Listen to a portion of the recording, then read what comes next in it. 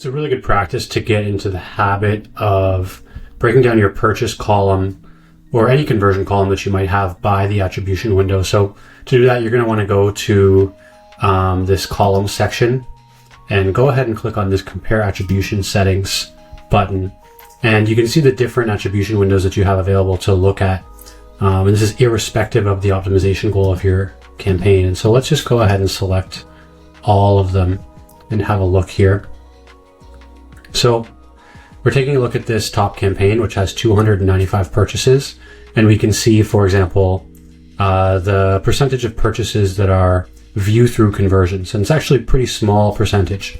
If this is 75-80% of your conversions, you might want to take a look at this, because potentially it's just a lot of remarketing, showing people ads, right when they're about to check out or they've already visited your website multiple times, shows them an ad and then captures that attribution.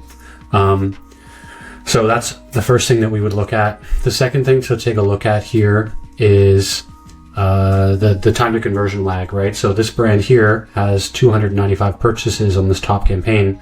237 of them came within a single day, which is interesting. It means that people are seeing our direct response ads and taking their actions quite quickly. And there's a small consideration window for this product, which makes sense. It's only a $50 product. So people do a lot more impulse buying, especially when they see a good offer.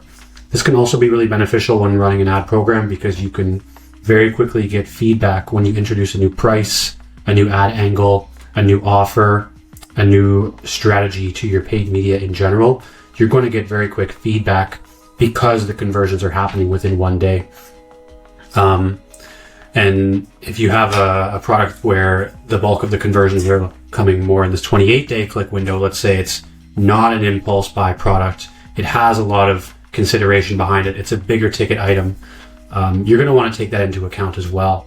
And if you have a larger proportion of 28-day click conversions, it might actually be worth asking yourself whether or not you want to optimize your campaigns for 28-day click as well.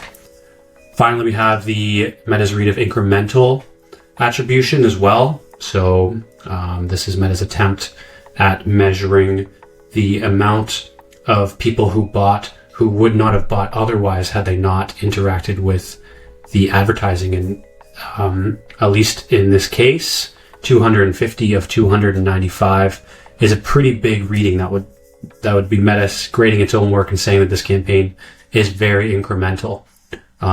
If you see a huge discrepancy between the number of incremental conversions and the total number of conversions, Meta might be telling you that you have an incrementality problem, and a lot of these people would buy otherwise, even if they didn't interact with your advertising. So this is a really interesting breakdown. It's very simple to look at in Meta and can potentially tell you something interesting about your product, your consideration window, and when you make a change in your ad program, this is a really good way to diagnose whether or not those changes are moving the needle.